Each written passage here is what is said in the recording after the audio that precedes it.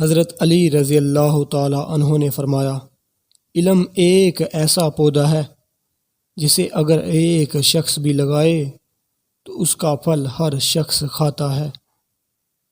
جو آدمی اللہ تعالیٰ کے سامنے اپنی عاجزی ظاہر کرتا ہے تو دنیا داروں کی اونچی گردنیں اس کے سامنے ذلیل اور پست ہو جاتی ہیں۔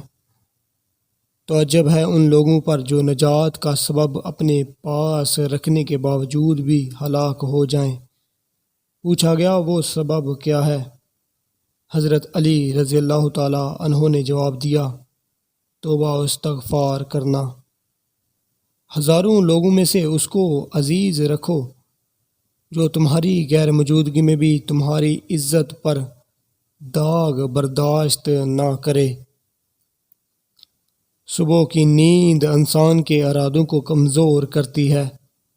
منزلوں کو حاصل کرنے والے کبھی دیر تک سویا نہیں کرتے۔